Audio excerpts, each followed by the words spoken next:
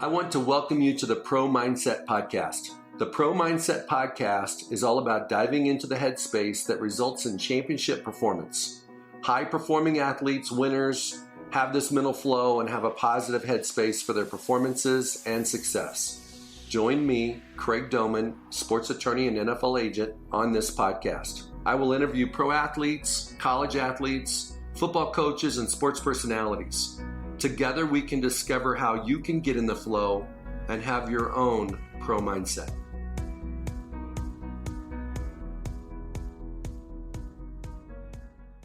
So today on Pro Mindset, we have Justin Forsett, former NFL running back. Justin, welcome to the show today. Thanks for having me. Okay, so we're going to talk about a lot of things today, Justin. We're going to talk about your career, your highs and lows, your mountaintop experiences, your valley. And you were able to put together a 9-year career, correct? Correct, sir. You weren't the first pick. They didn't roll out the red carpet, and you didn't know if you were going to make the team from the jump, and you weren't a game one starter. Right, yeah. I was a 7th round draft pick. I was fourth running back in the rotation on the depth chart, where normally they only keep 3 running backs when I arrived and got drafted by Seattle. And been an unstable journey, knowing what the next season was going to bring for the most part. No doubt. So let's start with your entree into the NFL, which is the NFL draft. So let's go back to the spring of 2008. What were you hoping was going to happen on draft weekend? And I was super excited. I knew it was a super talented class, especially at my position. I had talked to my agents. They had just revealed me that you could expect to go, as high as the 3rd round. So I knew, the first day probably wasn't going to go off the board. So the second day was kind of my time, and I should expect to come off and be with the team. And so I had pretty good high expectations going in, but I was going to be with the team early. So describe for our audience what it was like to be drafted in the 7th round. So back in 2008, did we only have 2 days of the draft? Yeah, it was 2 days. 2 days, where now it's 3, and they did that for TV. So you were on day 2, which was a Sunday, because they used to do it on Saturday and Sunday, right? Exactly, yep. So when you got that call, who called you from Seattle? I'm trying to remember her name, but it was Mike Holmgren's secretary. Yeah, I was actually on the call because I got drafted late, and I was getting ready. People were calling me for free agents, agent signing. So I was a free agent. So I was talking to the Vikings at the time on the call, and they were talking about bringing me in, and the Bills talking about bringing me in, and for undrafted free agent. And Dad got a call and picked up from Seattle. He told him, he's like, hey, Justin, talking right now to another team. We'll call you back. And they were like, hey, he may want to pick up this phone call because we're about to draft him here in a couple picks. Okay, so you show up in Seattle as a drafted rookie in 2008. And they had a pretty deep depth chart. Mike Holmgren was your head coach. What was your game plan to make the 53? My mindset going in was I had a huge chip on my shoulder going in the 7th round, still in this position where I felt undervalued, underappreciated, and my mindset was I was going to make room. I love this image of Scottie Pippen back in the day when he had this huge dunk on Patrick Ewing, and Patrick Ewing is a Hall of Fame center going against another Hall of Fame player, and Scottie Pippen, but he's a ginormous 7-foot player that's standing in front of the rim, and you can see in this picture, in this image of a poster, Scottie Pippen has the ball in his hands, raising up to dunk. He has his elbow on the opposite hand, push Patrick Ewing out of the way to dunk on him in his face, and that's the mindset that I had. Like, I knew what in front of me, the odds seemed insurmountable, and there was going to be a long shot for me to make from the out and in, but I was determined to make room no matter what they put in front of me, no matter what adversity or what position, what position of draft I was taking, I would go in there and make them notice me. So that was the mindset. In your mind, what did you do extra as a young man, as a rookie, to show the coaching staff that you deserved to make the team? Was it watching extra film? Was it knowing your playbook? Was it talking to the vets? Was it hanging out, going and seeing your coach in off time? Was it staying after practice and on the jugs machine? or doing RB drills. What are the things that you can recall that you did that you thought might get you over the hump? Yeah, sure. So for me, my thought process was I'm going to excel at the controllables. If I want to have a breakthrough and I want to make this team, I must excel at those things that I can control. And that was effort, preparation. And as far as the mindset, I knew I wasn't super gifted like some of these other guys that came out and they were 6 feet and turn some pounds and run 40s. No, that wasn't me. My gift mainly was in my mindset, the toughness, my perseverance, my work ethic. I just had that grind mentality, and I was going to get stuff done, and I was going to make people better around me. So that meant me just being smarter, knowing my plays inside and out, knowing not only what my job is, but the other guys around me, what their job was. That meant me studying extra. That meant me going up to office hours with the special teams coach because he was going to get on the field and make the roster right away, getting his good favor. It meant me staying after, learning how to catch punts, something I had never done in my life because the more I could do, the more value I added. So just finding ways where I can add more value team, even from my position, and, working on drills, trying to get faster, trying to be stronger in the weight room, just to put myself in peak position so I'm prepared for my moment when it comes. Okay, so, Justin, you sound like, just from what you just described, the kind of guy that's had to scratch and claw, and you kind of advertise the mindset that dynamite comes in small packages, so watch out, here I come. Yes, sir. Is that how you did it? That's it. Always felt like I was the underdog, and I was going to make sure that I had that chip on my shoulder, and I actually used that as fuel to help me reach my goals. That's awesome. So let's just kind of talk about some of the guys you've played with. Was Aaron Rodgers at Cal Berkeley when you were there, or was he gone? He was there. He was there. So what is a guy like, Aaron Rodgers, who's still playing on his upper 30s, what makes him, be able to compete at the level that he competes at?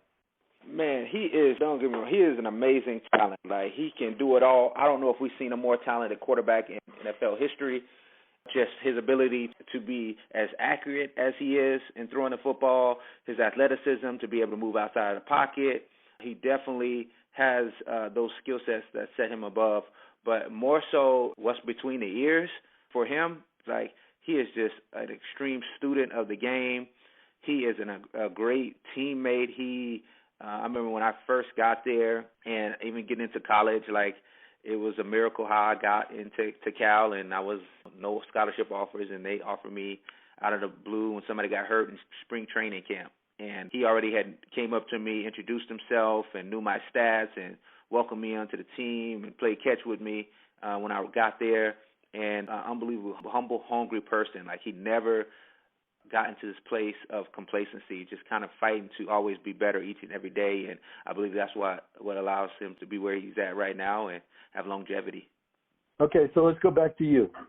Mm-hmm. Looking over your career, it looks like to me you played for 5 teams? 7 teams. 7! Mm-hmm. So you signed with 7 different teams. Well, it looks like the mountaintop season was 2014 with the Baltimore Ravens. Right. And you had dang near 1,300 yards rushing, 8 TDs.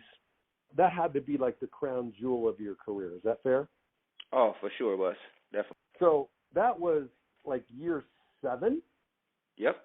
It took you until your 7th year to break 1,000 yards and to be the guy. Mm-hmm. Yep, age 29. 29 years of age. Okay, so you're 29, you're in Baltimore, you're playing with Harbaugh. Was Crockett Gilmore there yet? Yeah, Crockett was there. Crockett's one of my guys. He's crazy. Yeah, he is. That's my guy. He's West Texas. Okay, Yeah. So in 2014, I was probably at 1 or 2 of your games that year. What was different about that year for you as a professional than any other year?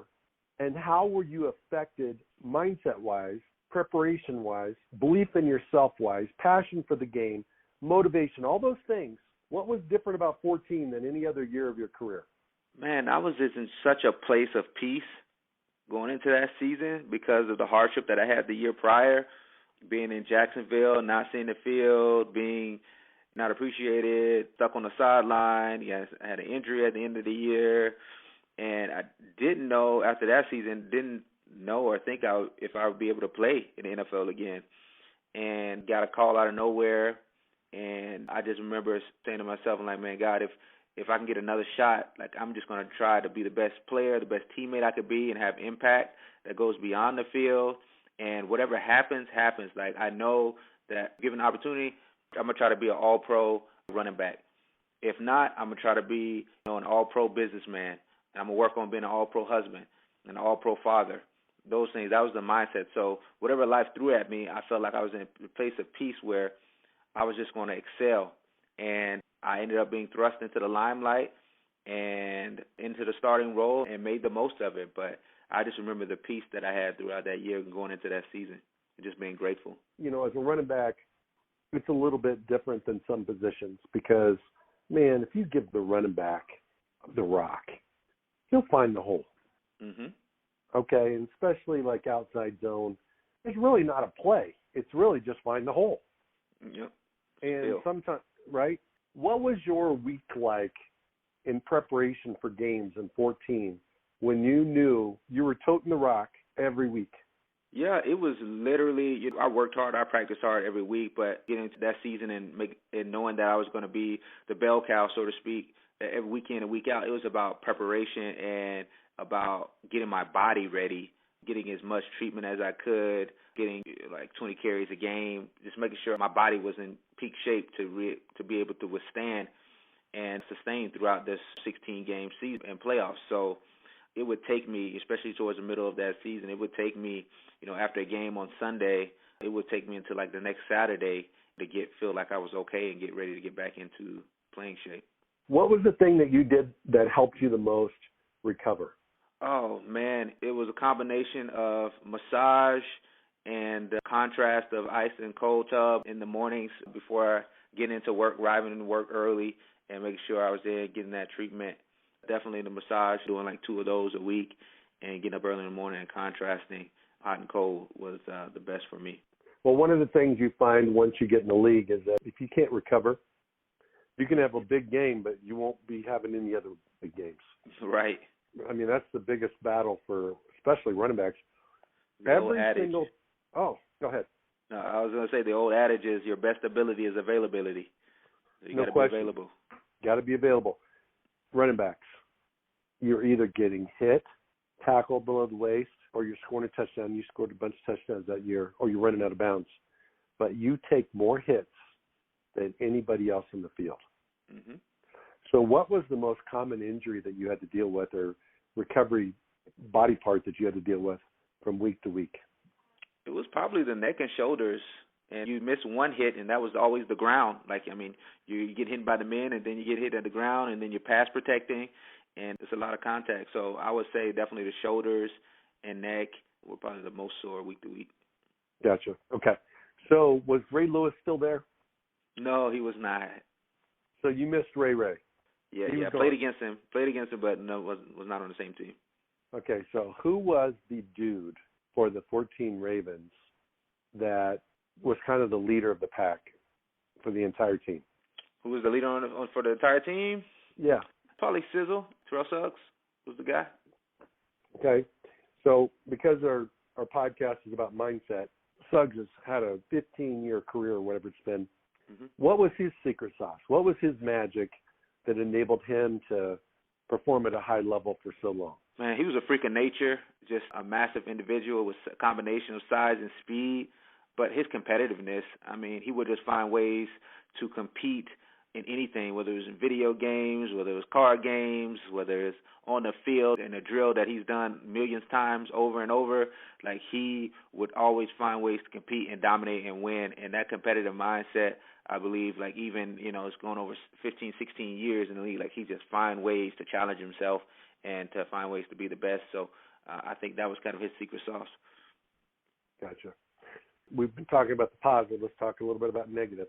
Mm-hmm. When you were cut the first time, describe for our audience what that was like when you knew you were getting cut and how that happened, and then the nature of the conversation you had with whoever you talked to. Yeah, the first time I got cut, I remember it was my rookie year, and I just made the roster. I made it through training camp and going to my first game. I was on the inactive roster playing the Buffalo Bills, and then that following Tuesday, I was in the barbershop getting a haircut, and they called me to tell me that they needed to come in. They were going to waive me and bring my playbook in, and I was one of the assistants in the scouting department, and, yeah, I went in after my haircut, and as you can imagine, that was a long haircut, but I got my playbook and went in, and they had told me they were releasing me in hopes to try to get me back on practice squad.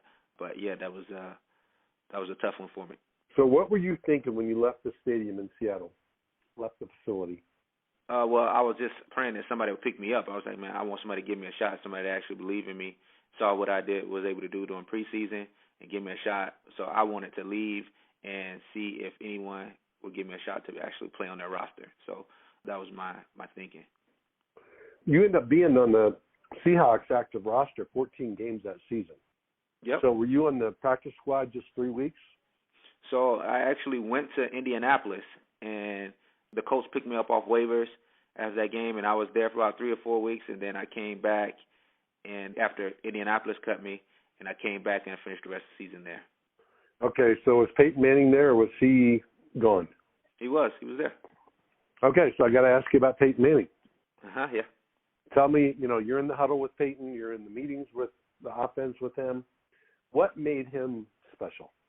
Man, he was just so gifted. I've never been around a mind like his, just so smart, understanding football, just the creativeness. Like, he was the offensive coordinator within the huddle, and he was a credible leader. When you get in a huddle with him, you're going to get three things. You're going to get warning, you're going to get encouragement, and you're going to get instruction, and he was going to help you. Really took a liking to me. But when I got there, got a chance, I think my first game with them, I was just a return specialist, so kick return to punt return, and I remember playing in my actual first real regular season game in Minnesota, and got a punt and almost took it to the house and set us up for a game-winning field goal. And after the game, like, him coming up to me and was like, man, Justin, you did that for us. We won that game because of you. And he wrapped his arms around me, and we headed back to the bus, and he offered me some beer. I don't drink, but it was a pretty surreal moment for a rookie getting his first shot in the NFL in the big league. So I will always remember him for that. Okay, so was that the year they won the Super Bowl? That was the year after. I want to say, yeah, it might have been a year after. I think it was the year after, because I think the Patriots went undefeated that year and lost to the Giants at the end of the season. Yep. Well, I will say this. When Peyton Manning was in Indy, they had a fine-tuned machine. They did. I mean, their offense was – the defense wasn't as strong, but the offense was – they knew how to score points, and they always had good receivers and good running backs, Edgerrin James and so on and so forth. So that was a – but that was a very short time period that you were in Indy. Yep, very short. Okay. So being on 7 different teams, was it all the same? Oh, no. You got a chance to be on that many teams. You get a chance to see what the good organizations and the bad organizations, and being on good teams and seeing that low standards and high standards. So you get a little bit of all. What was the common denominator of the organizations that were winners? Oh man, leadership from within, like outside of the coaches. Like, you had really good leaders that held each other accountable. Communication was there. The organization provided all the necessary tools for guys to be successful on and off the field. So those were some of the common denominators. What was the biggest void or weakness for the organizations you played for that didn't know how to win? Lack of accountability. There was no trust there. Everybody was there just very selfish, just motivated by personal gain, and that was it. And it wasn't really like a true team and had true camaraderie or chemistry. Well, one of the things about pro mindset that I talk about is there's 7 ingredients you got to have to maximize your career. One is you have to believe in yourself, because other people reflect you more than you reflect them. You don't believe in yourself. Are they going to believe in you? They don't. Fair? Mm-hmm. The second thing is you have to have passion for the game. And everybody does, but they really don't. And as soon as you get paid, as soon as you get in the league, a lot of times other passions start surpassing football, whether it's cars, it's trips, girls, it's fun fixes. They still love ball, but they really had a choice between going to practice or going to the golf course or going to the golf course. Yeah. So I did a podcast on Tom Brady, and I talked about the fact that he still has a youthful spirit. He's a middle-aged man playing a boys game, and he still has that boys spirit at 43 years old. And if he didn't, he wouldn't be still playing. And then the next two things is you have to train hard, work hard, and that includes your pit crew, your recovery. And then you got to have a good lifestyle. Your lifestyle has to be consistent with your dreams. If you're saying you want to play 10 years in the NFL, but you're partying all the time, you're not working out, you're not taking care of your body, eventually you're going to have a collision when your career is going to be over. Yeah. And then the last two is you have to have winning habits. That's your pattern of behavior. It's your schedule. It's your all that stuff. And then you also, the last one, which is the one that shows up on SportsCenter Top 10, it shows up on Sundays, is you have to have situational performance. You got to know what to do, when to do it, and how to do it when you get the opportunity to do it. And most importantly, you've got to capitalize on the opportunity of a lifetime. Let's say it's red zone, 4th and goal. You win the game, and you're down 5, so you can't kick the field goal. 3 seconds left, and they're going to give you the rock. They're not even going to do a play action. They're going to give you the rock. They call your number. Can you capitalize on that opportunity of a lifetime during the lifetime, which is that one play, of the opportunity?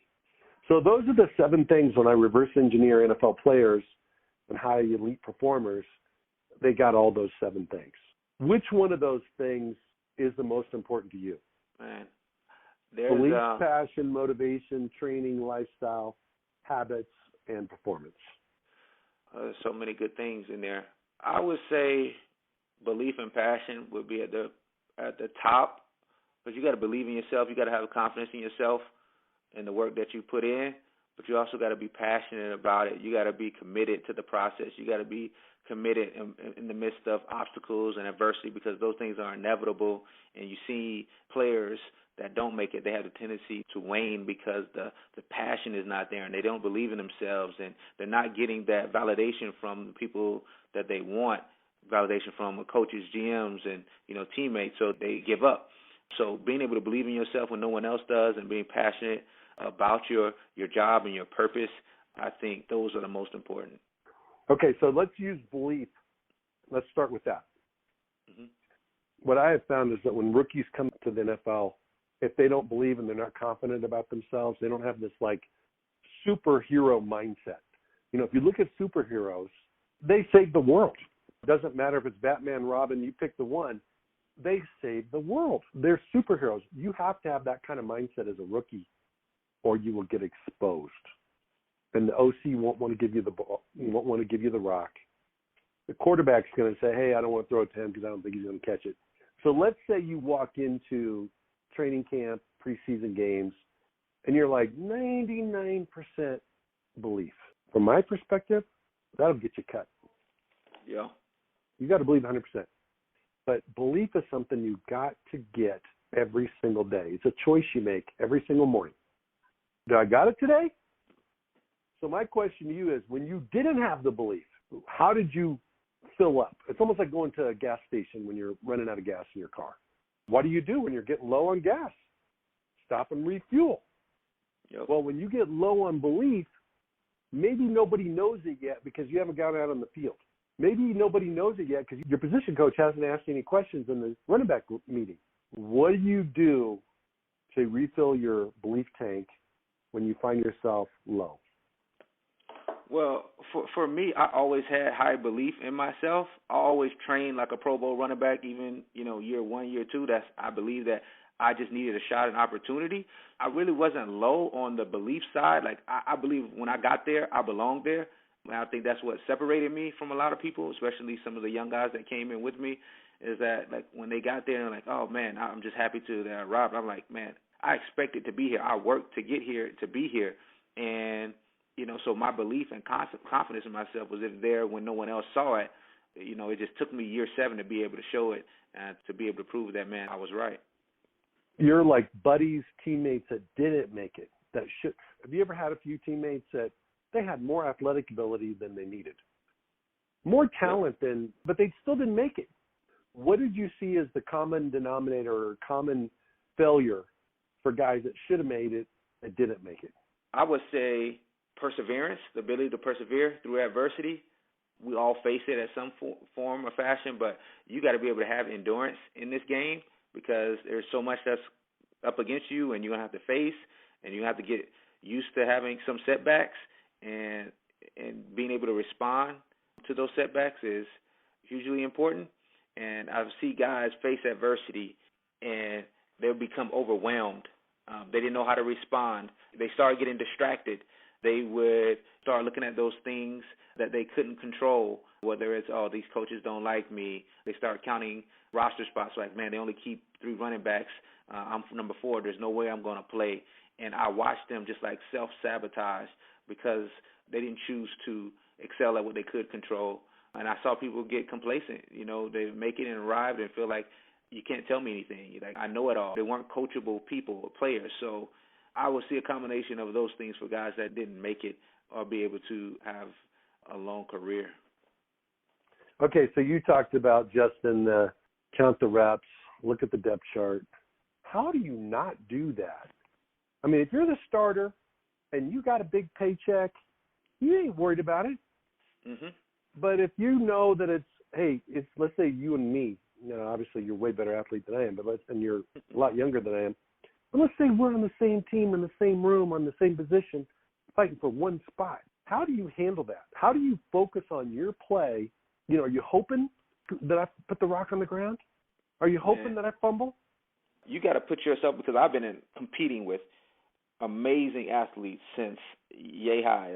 Since I started playing football, going into college, you know, I was battling, competing with Marshawn Lynch in the running back room. I get to the NFL, and I'm battling people that, you know, have went to Pro Bowls and widely known names. And my main focus is that, man, I cannot control how much these guys are getting paid, what their salaries look like, and how long their contract is, and how many people they normally take. Like, there's always an exception to the rule. Be the exception. That was my mindset. I'm going to make room regardless. I don't care about those things. I'm the exception. And it took that mindset even when I was in middle school, high school, when they're telling me less than 1% will ever make it into the NFL. I would take that information. I would say, thank you, but I'm that 1%. And that was my mindset going into these locker rooms with guys that, you know, had these big contracts. They've been playing for a long time, veteran players, and I'm competing with other young running backs for this one spot. I'm like, man, I'm going to make room. I don't care. I'm going to do what I do. I'm going to stand out. I'm going to find ways to stand out. I'm going to be smarter. I'm going to work harder, and I'm going to make room for myself. Well, I love that attitude, Justin, because, you know, if in fact only 1% of the guys are going to make it, why not me? Right. Okay. And the reality of it is every NFL team, before training camp even starts, they know the 53 guys out of 90 that are going to make it. They've already penciled them in. Now, some of them are in ink. You know, starters, yes. Some of them are in pencil. And then a lot of guys can feel it. They can feel like, hey, coach doesn't want me to make it. Coach is not coaching me. Coach is loving on this other guy, giving him more respect than he's given me. He's making sure he knows the play. He's hoping I don't know what to do on the play. But here's the deal. I would say in the history of pro football, 100 years, it never goes as planned. Mm-hmm. Never does. Yep. And the coach is like, we didn't think he could do it. Well, he's your starter. And then the guy they thought was going to be the guy, they let go or they traded him. So that's what players got to understand, is that the odds can be stacked against you. Your coach can be pulling against you. You can even feel the mojo of he's playing favorites with somebody else to make it over you. Still doesn't mean you're not going to make it. Right. What a lot of guys do is they quit. They shut it down. They get themselves cut. The day before they get cut, the dude that they wanted to make it gets hurt. He's on IR all year. And then they go, well, shit, we got to go get somebody else off the streets because the guy we have can't do it either. Yep. Where if that guy busts his butt and balls out, he just slides right in. Yep. I was going to say, if you can't handle the pressure of people doubting you, or underestimating you, then you're in the wrong game. That's what the NFL's about. That's it. It's going to happen. Even after you get paid, they doubt you. Yep, that's the truth. Who's the dude that you played with or played against that you have the most respect for because of how they were a pro's pro in the NFL? Man, I was just talking about this earlier today, and one of the guys that, one of my favorite teammates outside of my brother Marshawn Lynch is Steve Smith Sr., just the ultimate competitor. Even when I played with him, we were teammates. He was, close to 40, and just his mindset to dominate every day. And I'm not just talking about game day. I'm talking practice, where he was going to go out there and he was trying to take everybody's head off, and he had that chip on his shoulder, and he had something to prove each and every day, that he wanted to leave a legacy, an impression on all of our minds that, man, this guy was special. If you got a chance to play with him on his team and witness him, you witness greatness. And he was a guy that stood out to me throughout my career. Well, I remember when he was a rookie with Carolina, when he came in and took the world by storm. I think he was a fourth rounder out of Utah State. Nothing special.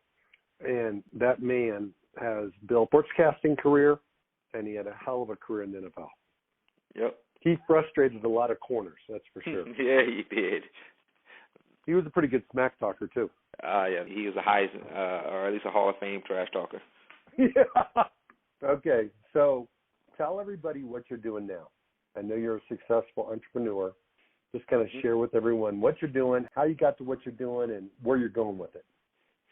Yeah, for sure. So I run a personal care brand where we create hygiene products for athletes called Hustle Clean. And it's convenient products with clean ingredients for this active consumer. Saw a need within the locker room, being in sports and fitness my entire life, where I couldn't always practice good hygiene immediately after workouts, and wanted a brand that resonated with this active community, and saw that there was a need within the space. And so why not us? Why not me start something? And our mission is to kind of really be that Gatorade of hygiene within this space and personal care. And we've been growing it for a number of years, me and a couple of college teammates of mine, and got our brand out there now, being over all of the Target stores in the country, increasing distribution. We'll be in over 6,000 stores this year.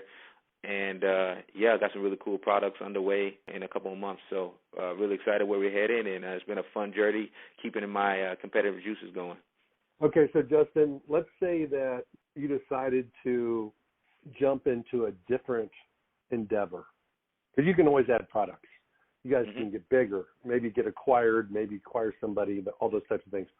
What are some of the things that are your dreams for post-career that you haven't had a chance to do yet? Oh, man. I would, and I travel and I do some speaking too right now, but I would love to just, be able to, pick up the family, go travel around the world and just encourage and inspire people and serve different communities that are in need. That's one thing that is kind of on my wish list to do more of, and on a broader level is just to have real, true, genuine impact in this world, not just in this small community that I'm in right now, but that's a wish list for me. We got some crazy social unrest going on right now, and rightly so. We've had some people that have been wronged very badly. I wouldn't wish that on my worst enemy, regardless of the color of their skin. What would you say to America? And being an athlete where you've been in the locker room with people from different places, different socioeconomic backgrounds, different skin colors, and you're all on one mission working together. Nobody's colorblind, but you're kind of colorblind in those situations. What is your perspective on that? Yeah, no, man, I think that, we're dealing with issues, an unrest right now where over the years, even way before I was even born, we've placed a Band-Aid over broken bones, and now we're seeing the results of that, where there's unrest and there's been injustices, and, it's really a human rights issue where, and especially people that look like me within the black community haven't been treated fair or seen justice in our community.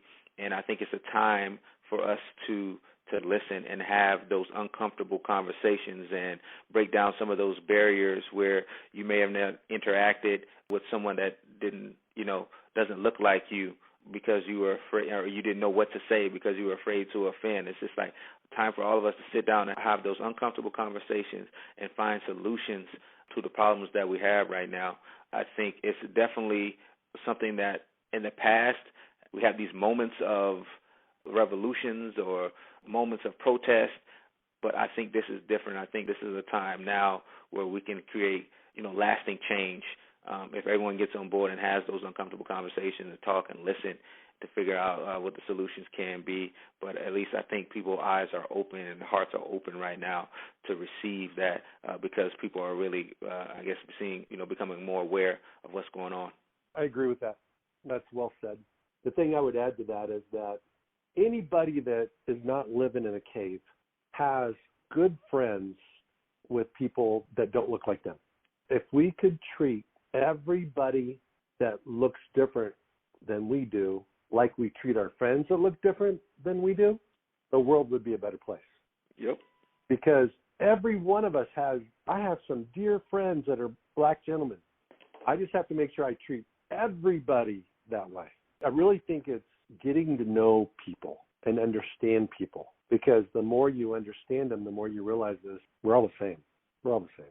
Humans like to differentiate between redheads and blondes and blue eyes and, color of our skin and all that other stuff. But we're all the same. And I think as we move into a more biracial society, there are a lot of players, especially in the NFL, that are in very uncomfortable positions because they have two parents that don't look the same. Yep. Because I've got clients like that, and they love both and they love everybody, but everybody else is telling you you're not supposed to. Well, Justin, what did I not ask you that you would like to talk about? Anything? No, I think we hit it on, all of it. I appreciate you being on today. You did a great job. I pray we have some change. It's more people that look like me that need to change than people that look like you. We need to change. Yeah, I appreciate you saying that. Thank you. Okay. Have a great day. All right, you too. Bye-bye. Thank you for listening to this episode of Pro Mindset. If you enjoyed this podcast, please subscribe, rate, and review this podcast. You can follow us on our website, promindsetpodcast.com, or on Instagram, Twitter, and Facebook at Pro Mindset Podcast. Thank you so much for listening. We'll see you the next time.